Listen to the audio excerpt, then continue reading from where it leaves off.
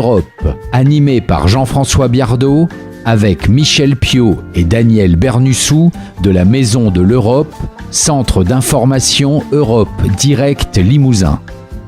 Tout ce qu'on dit sur l'Europe et tout ce qu'on ne dit pas sur l'Europe, eh bien vous allez le savoir en écoutant cette chronique. On ne le sait pas, ou en tout cas pas assez, mais l'Europe est le premier donateur d'aide au développement du monde. Exactement. Chaque année, l'Union européenne et ses États membres consacrent plusieurs dizaines de milliards d'euros à l'aide publique au développement.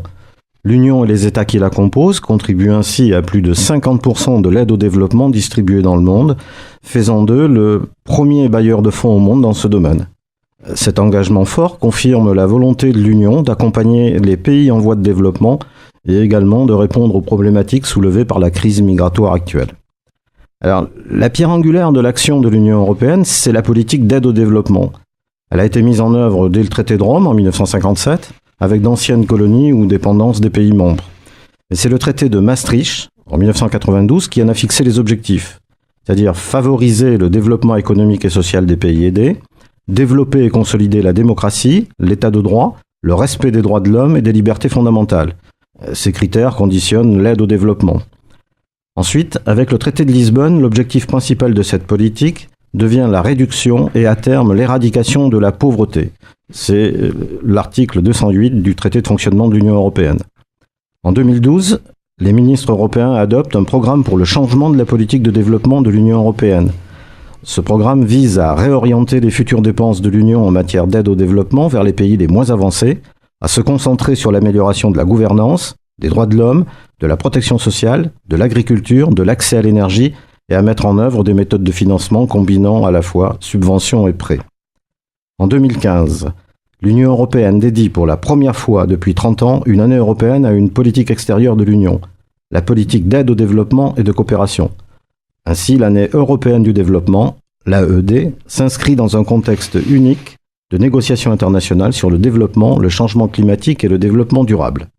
Dans ce contexte propice aux discussions, l'AED vise sous le slogan « Notre monde, notre dignité, notre avenir » à sensibiliser l'opinion publique et à mobiliser les citoyens en faveur de la coopération au développement.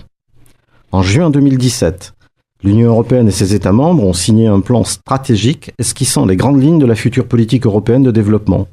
Ce nouveau consensus européen pour le développement représente une nouvelle vision collective et un nouveau plan d'action pour éradiquer la pauvreté et parvenir à un développement durable.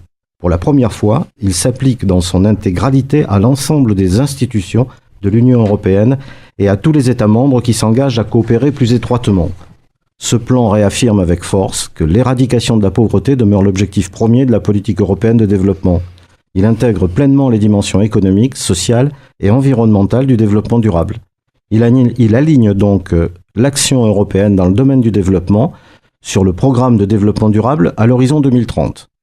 Et pour cela, des moyens importants sont dégagés. Pour la période 2014-2020, le Conseil européen et le Parlement européen se sont entendus sur un montant de plus de 66 milliards d'euros pour la rubrique du cadre financier pluriannuel Europe dans le monde et de près de 31 milliards d'euros pour le 11e Fonds européen pour le développement.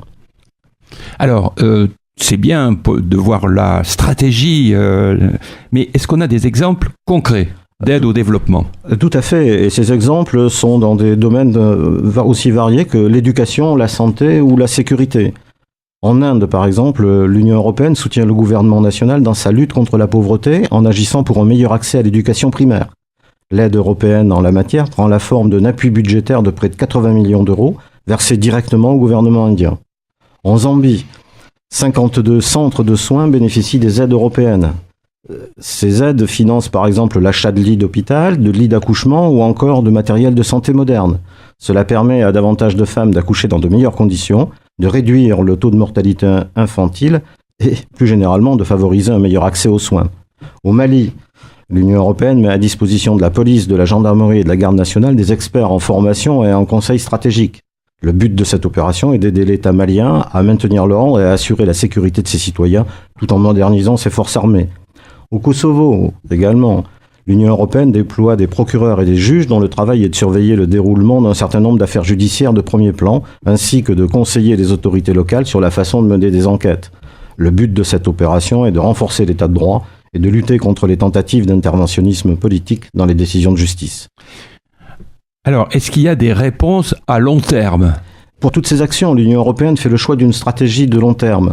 En s'attaquant aux principaux problèmes auxquels font face les pays en voie de développement, instabilité politique, pauvreté, faiblesse de l'état de droit, manque d'infrastructures, l'Union permet aux populations défavorisées des pays en développement de prendre en main leur propre développement. Elle s'attaque également aux raisons pour lesquelles tant de personnes font le choix de quitter leur pays. Aussi, la paix et la prospérité que l'on trouve en Europe sont presque uniques au monde. L'Union européenne œuvre pour qu'elles se concrétisent aussi ailleurs. Elle est soutenue en cela par l'ensemble des citoyens européens.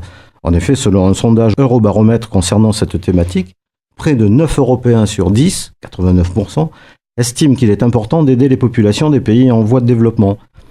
Une proportion stable depuis 2015. Les chiffres varient selon les États membres, de 75% en Bulgarie, 78% en Estonie et en République tchèque, à 90% à Chypre et 98% en Suède.